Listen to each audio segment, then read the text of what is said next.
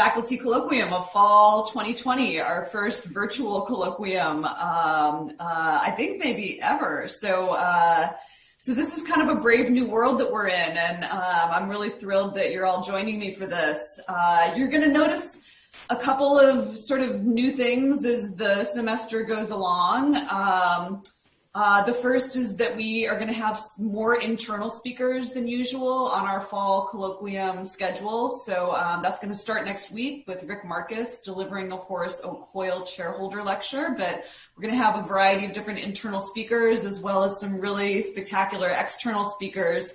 And we're also going to do some workshopping like today with some internal folks who are going to try and help us to just kind of maximize the impact of the scholarship that we're doing. So today, Areca Smit is joining us from our communications department. She's the associate director for electronic media.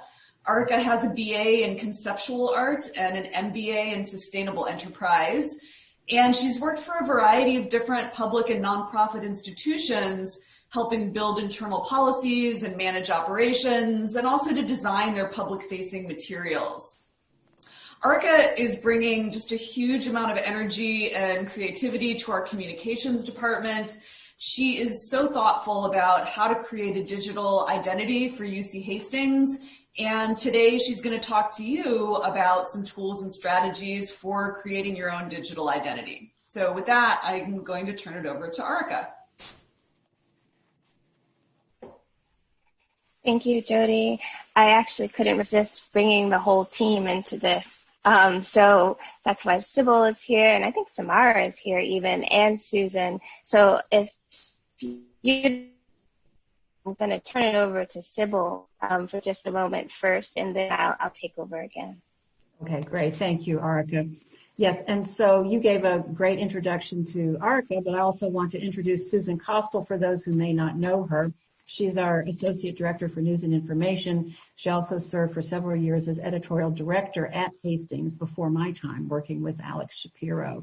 And she's responsible for writing news stories that go on our homepage, for editing this new In the News newsletter that we're producing. She handles proactive and reactive media relations and works on a variety of projects such as our upcoming fall campaign related to U.S. news.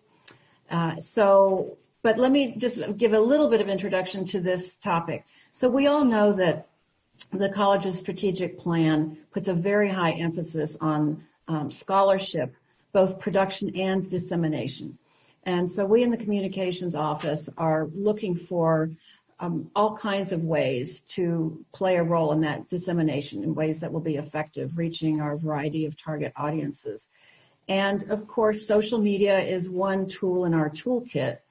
And we know that people in this group, there's a wide range of social media skill and interest and engagement, but we have ideas on meeting everybody where they are. We recognize not everyone is going to become a power user, and that's fine and to be expected. But there are a lot of things that all of us can be doing to amplify the good news that we're creating in other ways. So we're looking to amplify good news and to boost the academic reputation of the school, to raise the profile of scholars, and just to make the absolute most of the good work that we're already doing. So with that, I will turn it over to Areca.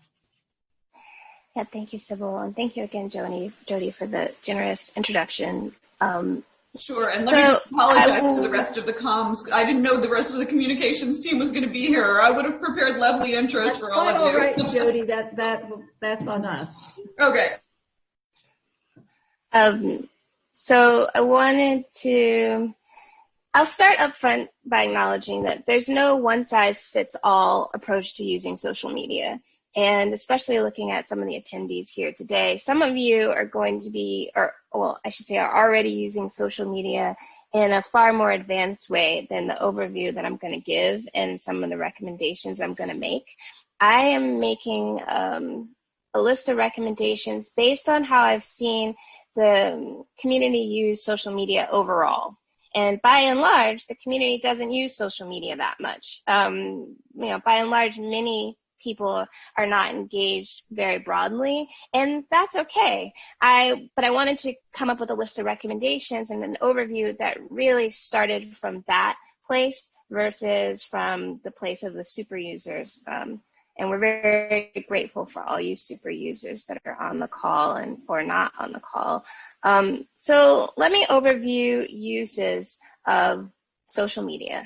One is to discover new ideas and trends. Another is to connect with existing and new audiences in different ways, including sharing your expertise.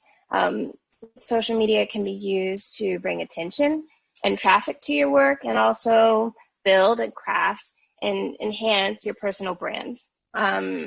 These ideas are going to encounter different levels of comfort, totally understandable.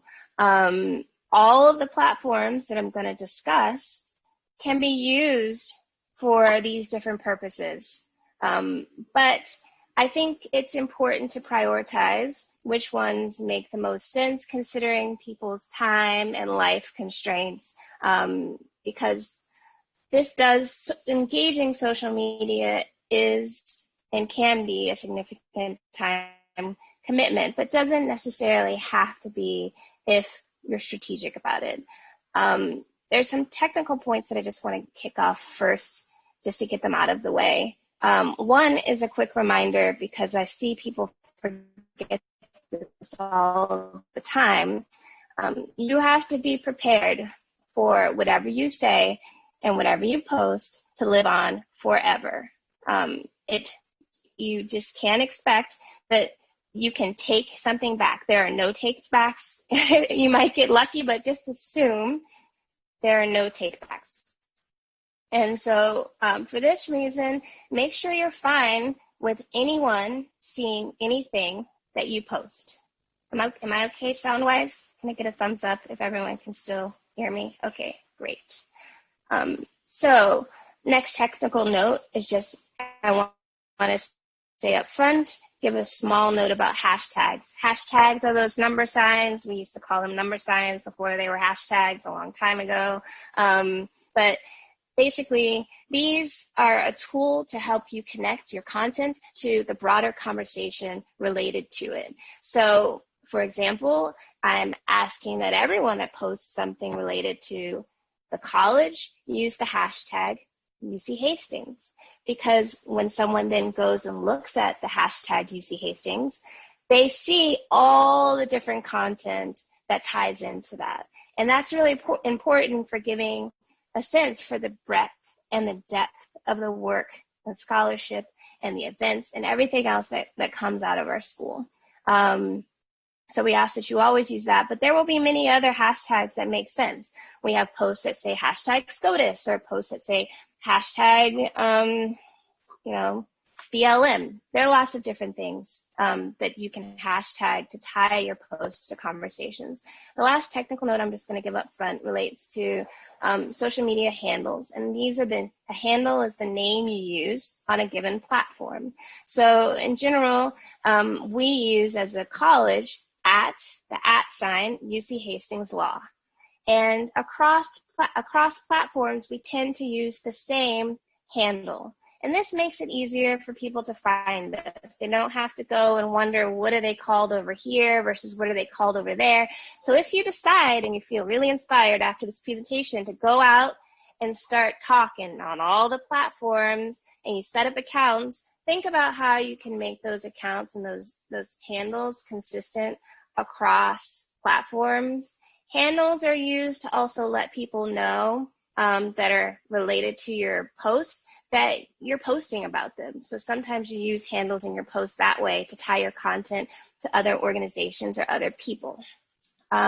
With that, let's move on to the overview of social media networks. The most important. Social media is very broad. It includes everything from Pinterest to Vimeo to Facebook.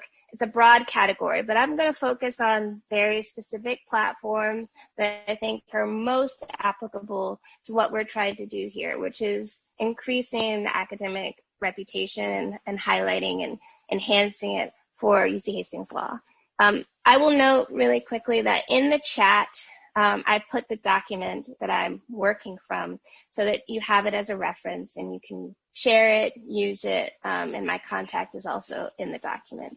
So let's start with the network that I feel is most important for this audience, and that's LinkedIn. LinkedIn has 500 million users, and I consider it the professional network. It's basically the best place for you to connect with your colleagues, people that you may not know yet, but you wish to know, people you admire, professionals in related fields. This is the best way to connect with all of those people. Pretty much everyone you know professionally is likely going to have a LinkedIn account, which is not the case for the other platforms. LinkedIn requires a bit of maintenance. For example, monthly checks to add more people. Let's say some people may do this daily or weekly, but if you did it monthly to go and see recommendations and add colleagues, or did it, excuse me, after you met someone new, that would be great. You want to continue to grow that network in a way that makes sense. And so my recommendation related to LinkedIn is that everyone should use it. Everyone should have a LinkedIn account. It's pretty low-hanging fruit. The biggest lift on this is to create your profile. After you've created your profile, there's a bit of maintenance related to adding contacts and creating the right network. But after that, our hope is that you will post about your accomplishments and the accomplishments of your colleagues on LinkedIn and help amplify that. I mean, a big part of that ask from us is about reaching U.S. News and World Report voters. It's about reaching the people who have a say in things. And we don't want to just wait to talk to that community close to voting time in the fall. What we would rather do is have that community of people, of colleagues, hearing throughout the year about the great things that you're all doing and the great things happening at UC Hastings Law. So that's my recommendation is if you don't have a LinkedIn account, get one. If you have one and you never post anything, start posting. And we can help you with that. There are resources in the document I shared, and I'm always available to help anyone who's trying to get up and running and needs more support. The next network I'm going to talk about is Twitter. Actually, I can take questions. Does anyone have a question before I move on? I can't see everyone very well, but you can just speak up. I'll save some time at the end. Oh, Marcia. Hi, Marcia. Hi. Nice to see you, actually. Been interacting with you a lot. I just wondered on LinkedIn, because they do send you, these are people that you could connect with, and I usually wait, just respond. Should we all be connected with everybody else who is on the faculty?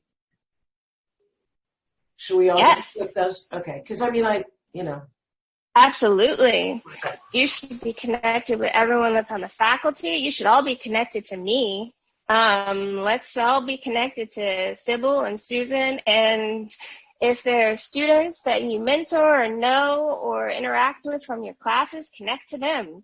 Connect to, and then connect to people at other schools. Yes, the baseline is to connect with everyone in your immediate professional circle, and then the idea is to slowly build on that and expand that.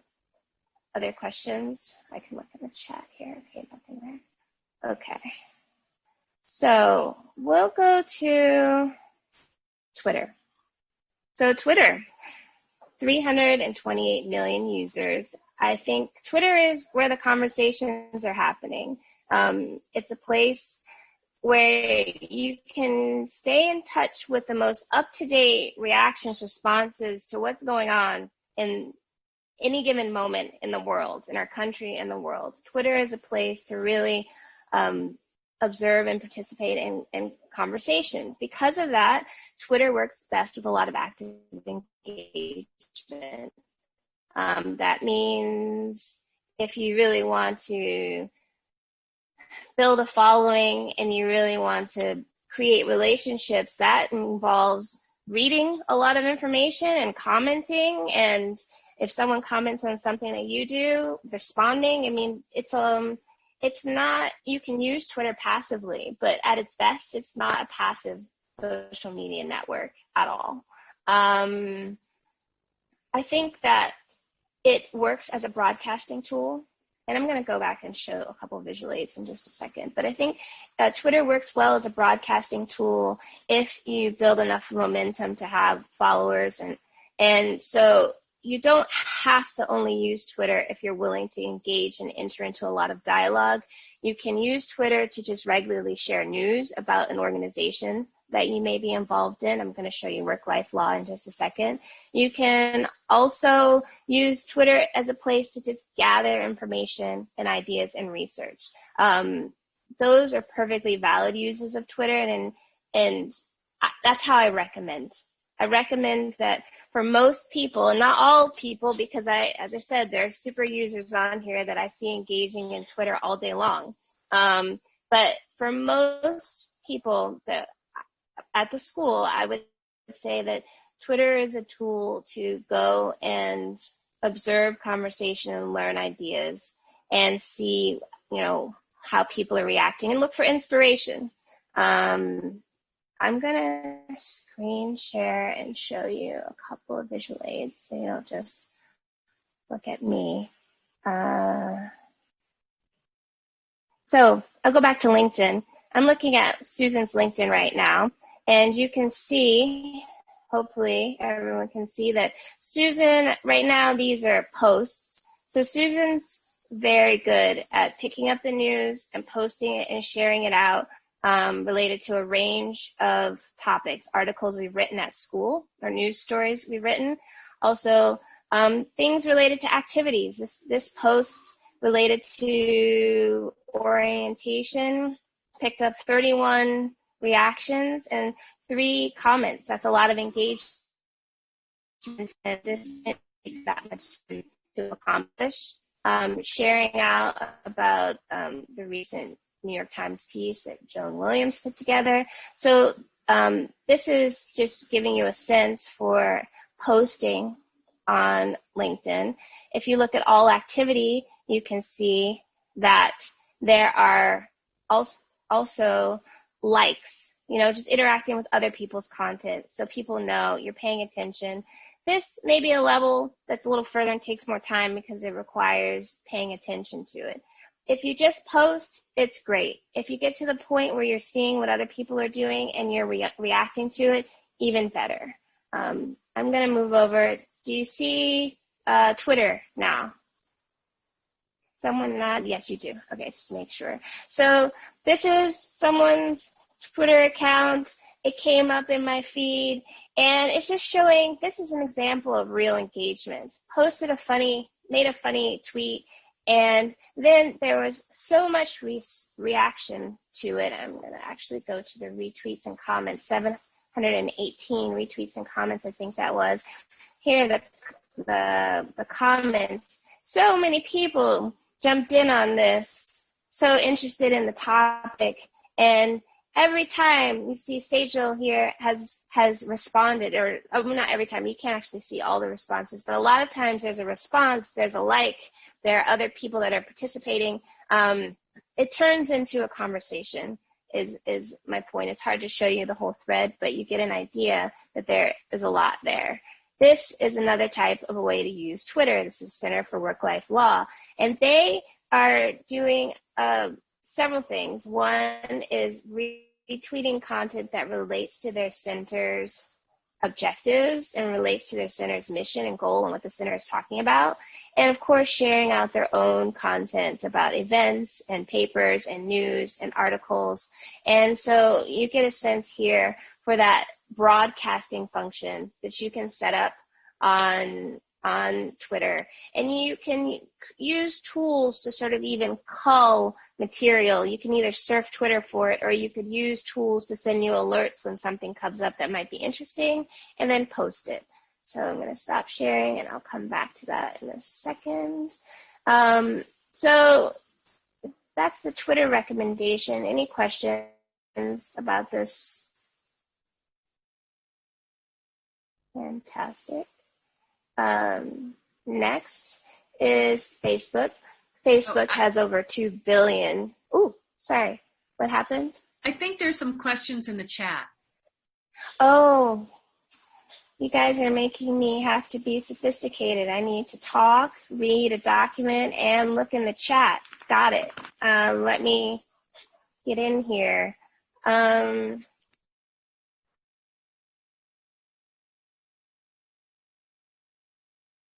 I like this. This question from Clark is getting into the real details, the expert level of when do we post for the different platforms, apps for scheduling, and thoughts on hashtag usage. So times of day to post, I could Google and find research for you on that. I basically try to post before, people are starting to get ready for bed. So for the school, we post at several different times a day. We might post at 8 or 9 in the morning. We might schedule for 11. We might schedule for 3 in the afternoon. We try not to go too later than actual business day on Pacific time.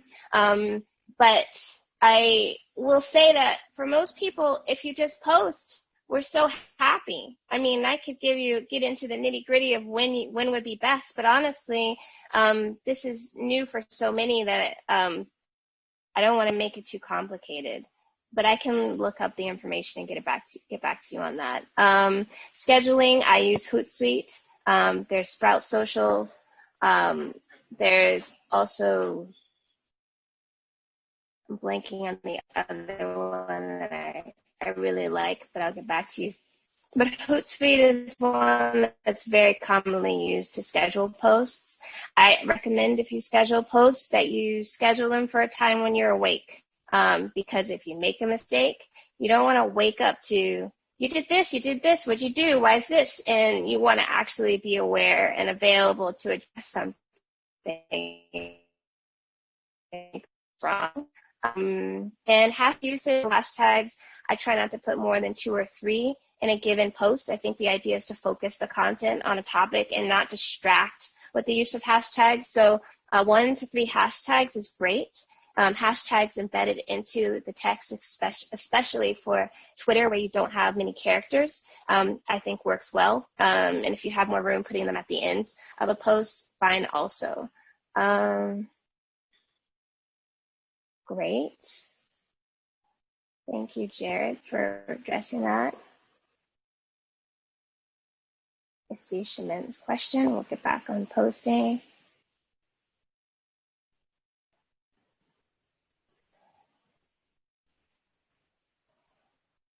Thank you, Rory. It is difficult to do all these things at once. I feel for all of you teachers. The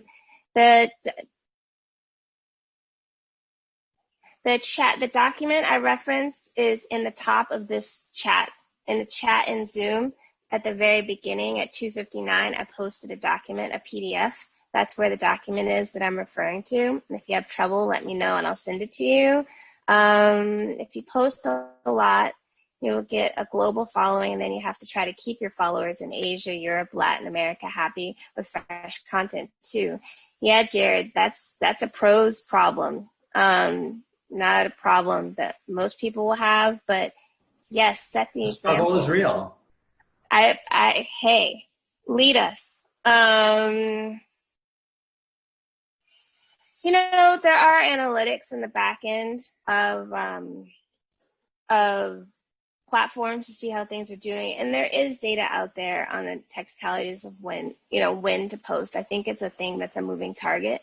It used to be first thing in the morning, then it was sort of there's an onslaught first thing in the morning, so later in the morning, and Monday mornings aren't ideal because everyone's just coming back to things. Midweek often work better.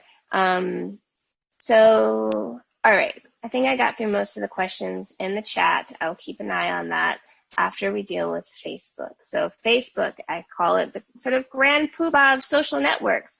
2 billion plus users. It's huge. A lot of people on the platform, but that doesn't mean it's the best quality platform. As I'm sure all of you very well informed folks know, Facebook has many problems with its content, with the truthfulness of it, and how things spread. So use Facebook, but be aware of those things. Other things to note that make Facebook unique is that it's a place where you connect most broadly with community. So people have friended their grandmothers and their aunts, and they also they're following businesses and organizations they care about. They may have business associates or work colleagues also on Facebook. So you're connected to a very broad group of people, while all of these social media networks are about influence to a great degree. I think Facebook is uniquely positioned in that influence realm because, excuse me, of the number of people, of the range of people who use it and how big it is. So I'm going to show you an example of what I mean. I'm going to screen share this page from a friend. So this is a page from a friend of mine. He's a journalist with KPFA, and he posts on Facebook. And I often see, actually, when I look at Facebook, I see posts from him like this on a range of topics. And what he's doing, and he's taking his expertise, he's taking his journalism background, he's taking his experience, and he's sharing these longer posts. And Facebook is very good for much longer posts and getting a bit more in depth, but he's sharing these longer posts often to help people better understand an issue that he's seeing a lot of misunderstanding around. In this case, it's about the fires and the redwood trees and who and what is really at risk. But this is an example of sort of being able to disseminate something that maybe outside of our local situation don't understand, and disseminate information to help influence and help create better understanding. So for a platform like Facebook, I think that the kind of content that works include op-eds, include quotes from larger articles and articles on a specific topic, news stories, I would say, versus academic articles for this space. Things that are broad, that can be broadly consumed since the network is so broadly used. And if you have wanted to do a longer form post on something that you understand more clearly to help influence people's understanding and help them have a better understanding, I think Facebook is very good for that as well. Beware of the fact that the settings in Facebook are complex and it's hard to know who sees what. You think you have it all dialed in, and you may not. It's not as straightforward as some other sites. I think I've made my recommendation. If you're there are certain types of content that work for sharing on Facebook, but I would keep it to content that your aunt would like to read as much as your colleague at UC Hastings would like to read, and keep it to things that appeal more generally or address current events in a way that's accessible. The last big platform that I'm going to discuss is Instagram. It has 800 million users, and Instagram is owned by Facebook. It's a beautiful photographic interface and platform, but it's harder to engage for our purposes because it is so visual. When you look at institutional accounts on Instagram, they're often portraits. You see a lot of people, and which over time just may not be so effective for getting ideas across. And you also see a lot of text-based, I'm supposed to go back to the chat. I'll go back to the chat in just a second. Text-based posting, which I think that for institutional accounts, we can manage that or do our best to manage that given our resources. But for individuals trying to figure out how to make compelling content related to your scholarship and research and work at UC Hastings Law, it's not an easy thing to do. It's a bit of a tall order. So my recommendation related to Instagram is to use it to see what is going on with other organizations that you care about. Many UC Hastings institutions, student groups, different departments use Instagram. And so using Instagram as a way to follow all those groups and stay informed about the events and the things happening in those programs in one easy to consume place that's well organized and not overwhelming is probably the best use and the use I'd recommend for Instagram related to our goal of increasing academic or improving academic reputation. I will go back to the chat. Maybe Jared, you've been answering all the questions for me. I hope so. No? Okay. So this quiet meeting is rough. So the original question was Scott's, and his question was, if we have to make some choices about this, and we're not going to be able to commit to all these different platforms, what's the best return on investment? So Jared was opining that that Twitter is probably the best way to reach academics, and LinkedIn the best way to reach practitioners. But what are your thoughts on that? I tend to think, looking at the academics that I've worked around, and I'm in my second academic institution, so I'm not an expert at all, but between Berkeley Law and UC Hastings Law, I see many more people on LinkedIn than I do on Twitter. Twitter tends to be a fairly small subset, and that's something that is going to change over time. But if we're addressing where we are right now, I think you're going to reach more people on LinkedIn, and your network and your post and your sharing will go further there. That's not always going to be the case necessarily, and I would expect that that Twitter come to compete with that. You're going to have far more engaging dialogues and interactions on Twitter than you would on LinkedIn. But if I'm looking at our current reality, that would be my assessment. And I would love it if anyone wants to unmute and lend a different perspective. That was not a challenge. It was just an opening. So I'm going to read through the chat to see what else I might need to address. And some things I may follow up on after this, which I'm happy to do. And some things, if I can address them now, I will. In the meantime, I want to turn this over to Susan to talk a bit about the new In the News Digest, because one of the goals of the Digest is to support the ask of helping disseminate information about what everyone is doing at UC Hastings Law. Hi, thanks, Areca. Oh, there's a hand from Dave. Dave, can we come back to you after Susan? Is that okay? Yeah, that's totally fine. So we, this month, started our UC Hastings In the News Digest. You should be getting it every Monday morning at 8 o'clock. If you haven't found it in your inbox under Focused, look under Other, because it may have slipped into your junk mail, essentially.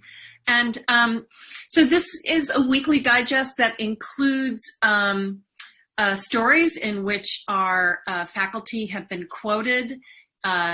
That's under media highlights there.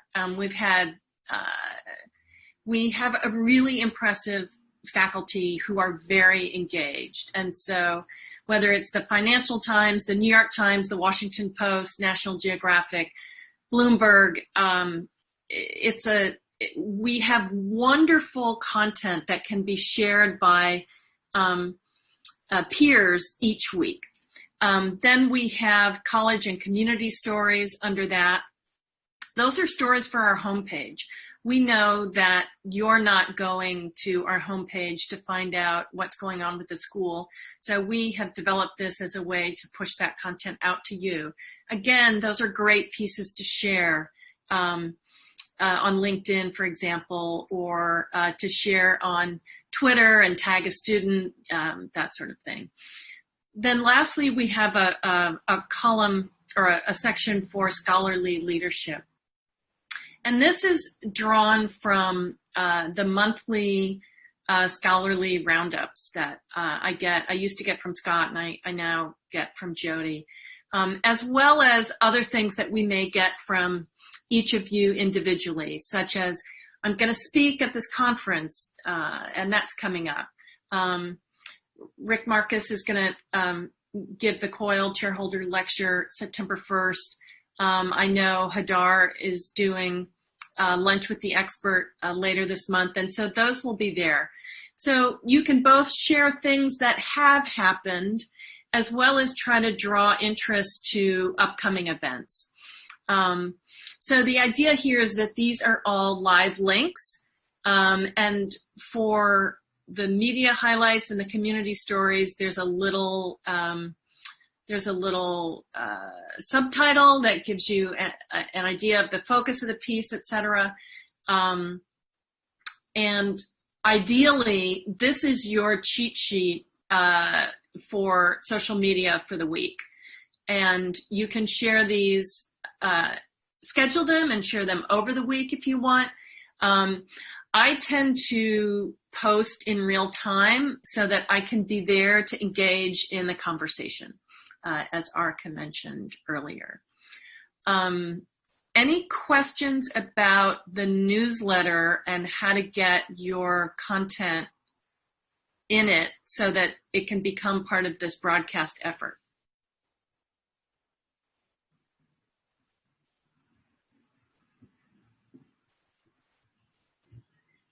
Doesn't look like it. You're always welcome to send me things individually. There's a lot of content out there, and while we have a media monitoring service, you know, if you really want to make sure that I've seen a post, please do so. Shemin has been really great about that, and it's helpful for me, especially when you're in an area that I might not be as familiar with. So for example, if it's something in tax law, it's going to be rough for me to know, hey, this is a blockbuster piece, unless I get a heads up or I get something from Jody, that sort of thing. So feel free to always reach out. The inbox is always open. And I also take these things and throw them on social media myself, my accounts. So some of you know that from Twitter, and we get some decent interaction. You know, Jared posted something today on Twitter, and I retweeted it, copying 4 or 5 prominent business journalists in the state. So that was my little easy amplification of taking his message and making sure it got to the people that I want to know Jared as a household name. I veered off a little bit, but sorry. No, that's great. Thank you, Susan. And can I maybe just use this as an opportunity to remind people to send in their August scholarly achievements for the scholarly roundup, and hopefully now having seen the newsletter a couple of times and, you know, kind of seeing graphically what the communications department is doing with this material. I mean, that's really why the links are so important, because it really facilitates their ability to take what you're doing and amplify it to the outside world. The other thing that I will mention is that, you know, Twitter is really great for conversations. So when we still, in the before Corona, in BC times, when we had the symposium on the carceral state, we live tweeted that. And it became this explosion of interaction with all sorts of progressive prosecutors all across the country. And we can't do that for every event, but there are times when that's going to be really important. So for example, like the event, again, I keep coming back to Jared, but that the Business Law Center has set up with UCLA Anderson forecast. You know, people want to know what coronavirus is doing with the economy. Live chatting, live tweeting, even an hour-long program with the right hashtags instantly gets you all sorts of recognition by people who had no idea who you were before. And so really part of it is getting on somebody's radar. And then you can build the relationship. And relationships move back and forth between LinkedIn and Twitter. I meet people on Twitter and I, jabber with them, and then I connect with them on LinkedIn and I get to know a wider part of their professional work. So the two platforms can work together really well.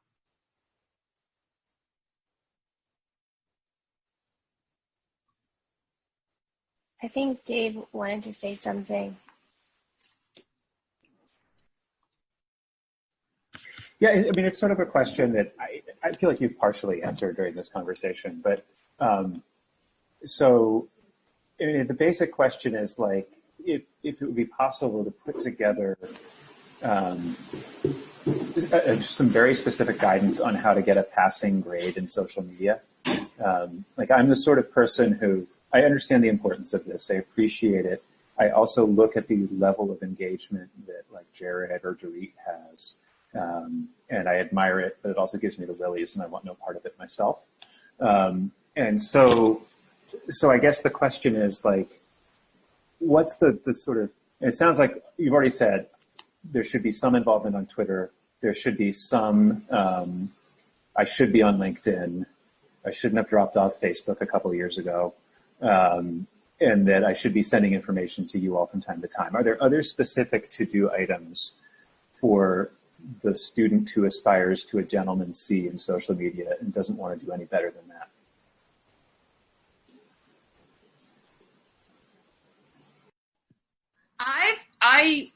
A while ago. I think it's. Oh, go ahead, Susan. Go ahead, Dave. Susan. I've done some training for various attorneys around social media, and I wrote at one point 7 steps to Twitter in like 3 months, and it just very step by step. First you follow, then you post. Here's how to retweet. Here's replies. Here's how you enter conversations, etc. If anybody's interested in that, I can make that available. And if I could just clarify the question, for me at least, it's not so much, I mean, the technical guidance would be helpful. It's more like I know my own addictive personality and I don't want to go too far down that road. But at the same time, I appreciate the importance of it to the institution and obviously to, and so I'm guessing I'm not alone in thinking this way and looking at people who are really successful Twitter users by the terms of Twitter and thinking that's not how I want to spend my day, and that's certainly not how my kids want me spending my day. So the question then is how to engage successfully and in a way that benefits the institution without getting sucked in too far. I think part of that is paying attention to the conversations that matter most to you and paying attention and following the people that are having those conversations. I mean, you can on Twitter and you can follow many, many people and you can get sucked into conversations that are sort of joking about what lawyers say on dates, or you can really on your area to block all that out. In some ways, you do curate what it is that you see by making choices in what you follow. And if you wanted to selectively monitor certain conversations, you can do that. And you can use a tool like Hootsuite to help you monitor those specific conversations that make the most sense to you. And that is definitely a strategy to help manage it so that it doesn't balloon out of control. Does that help answer your question? Areca, can I jump in with a follow-up? Can you talk a little bit more about the tools for filtering?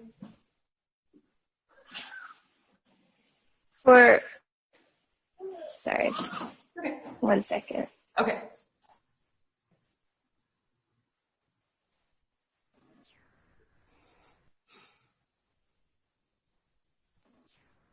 Sorry. My coworker. Can you clarify the tools for filtering? You were talking about how to hone in on the conversations that really matter to you? I mean, it seems like just choosing who or what to follow is kind of a blunt instrument for that. So are there tools beyond that that you can recommend to, you know, as you said before, to just kind of filter out some of the noise?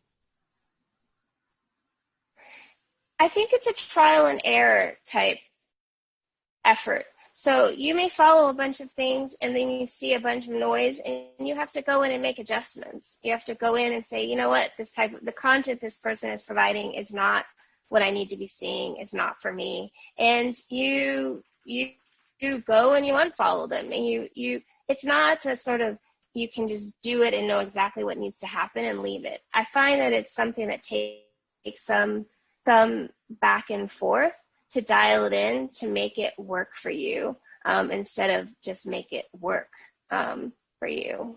I can show you if I'm not frozen. Am I frozen? No.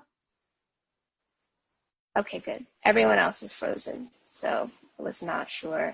I can screen share what we use on Hootsuite.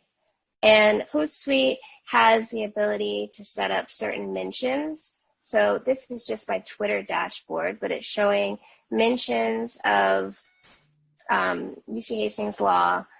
You can search their hashtags. Sometimes there are other topics that have come up that we want to keep an eye out. This is showing what's scheduled. This is my entire feed. For the law school's feed, we were following, when I started, roughly 1,100 people. That made the feed essentially useless. In order for me to get anything out of that feed, I'd have to be looking at it constantly. So we have decided to pare down our feed to be more focused, like who we follow, so we'd have a more focused feed related to the main account, and then create another account to sort of track a lot of other things that we can look at separately and not cloud everything, and also be more selective about what we follow, because to some degree people may take that as a recommendation. So this is one dashboard that I use in Hootsuite to keep an eye on a range of things, and I can add things and take them away as I find that, you know, I need to do that.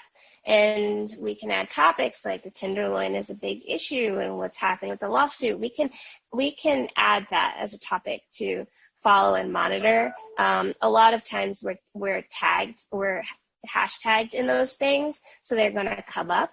But if I want to make sure I don't miss anything, then I can do a search or make a stream directly for that. So these are the streams here. This one is Twitter.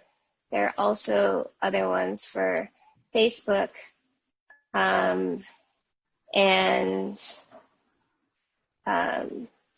there also is a simpler one for LinkedIn.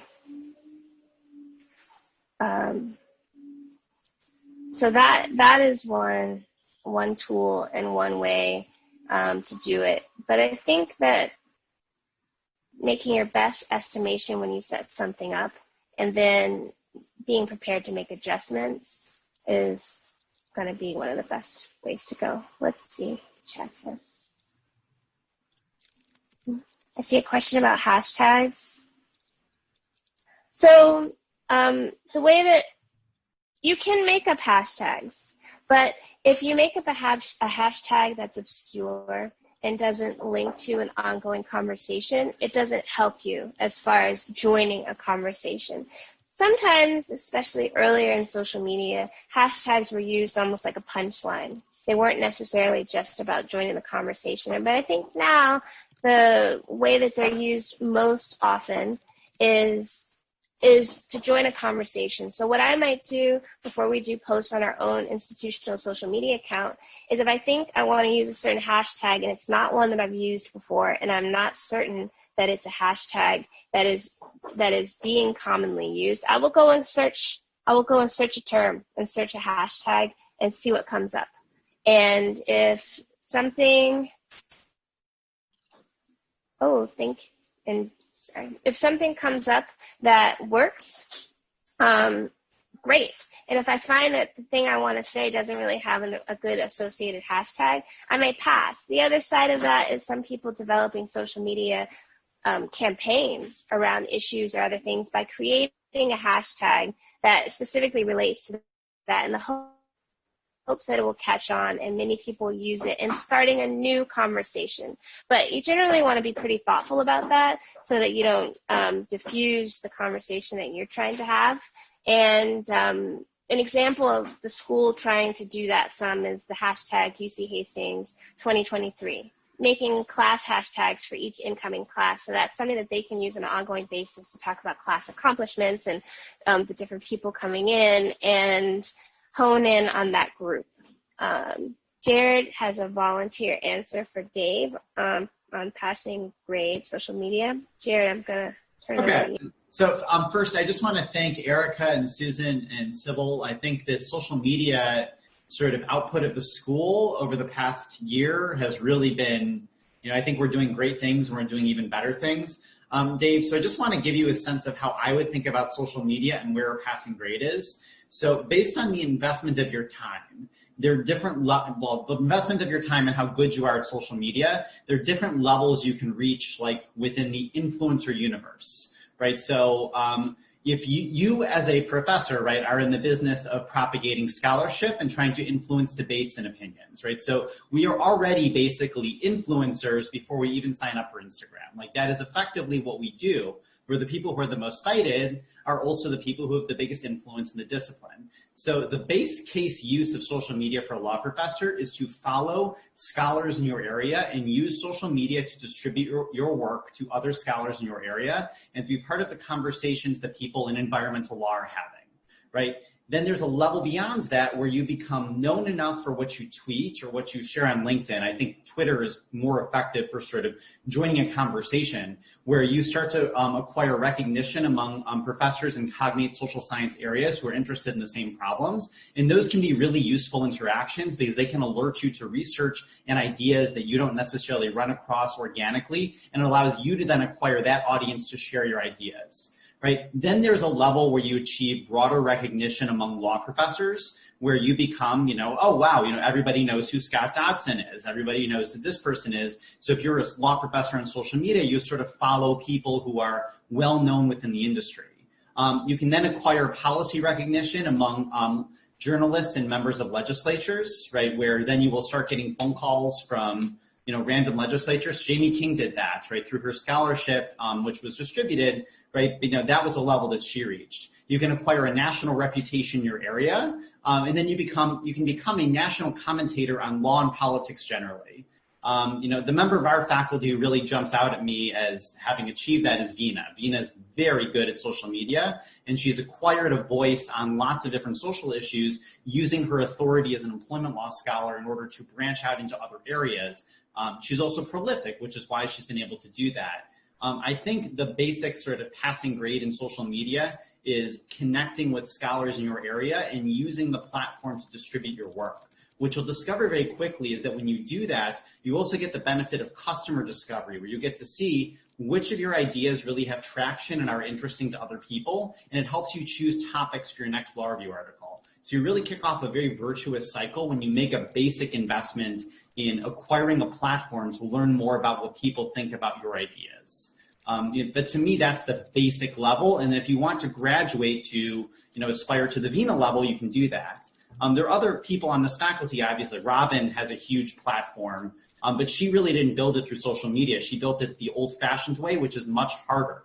Through social media, you can make a lot of progress very quickly if you have a unique voice and if people think that you're writing about good things. Like, base case plus is you share your scholarship, and then you also make sure to share your scholarship again when the issues you care about become topical for whatever reason, right? And then you'll start getting calls from journalists who want to talk to you about it, because journalists spend all day on Twitter, and all they care about is calling one person and having a 5-minute discussion that yields a comment they can publish, right, to shorten their own workday. And if you're out there showing that you know a lot about environmental review in California, you'll get those phone calls if that's something that you want. There are diminishing returns to that as well.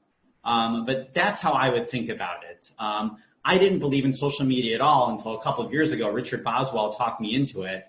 And then I came to think that it's actually quite useful for being parts of conversations and really flattens the structure of academia a lot, where there are fewer advantages associated with like living in an academic cluster like the Bay Area, unfortunately. And there's great benefits to, just sort of being part of conversations, which you can do from anywhere. Right. All right. I've talked a lot. That was my pitch on what you should use social media for. Thanks, Jared. Yes, thank you. I think we're really close to time here, 2 minutes. Susan, did you have anything else you wanted to say? Susan or Sybil? Areca and I are always around. Some of this is, you'll pick it up very quickly once you dip your toe in. If you find that you've, veered off into the weeds, give a shout and we can, pull you back in. Yeah, and we'll definitely, part of this is also helpful to gauge where people are and people's attitudes on the faculty related to social media. So hearing that some people want to get into the real details and nitty gritty is helpful, and that's something that we can support. And we can follow up on that. I'll say one more thing in closing, and that is that Susan and the rest of the team, along with Jody and I, are thinking of hosting a colloquium in the coming months on media relations. So that's another area where we want to work with you. We have information to share, tactics, and Susan is already very actively engaged in promoting our scholars to journalists. And I just want to let you know that that's going to be coming up. But in the meantime, if people have questions and want to be more engaged, we'd love to hear from you. We'll be letting you know about a program on media relations in the next few months. Great. Thank you to all of you for being here today. This is a really great way to kick things off, and we look forward to continuing the conversation. So ciao for now to everyone, and we'll see you next week. Bye.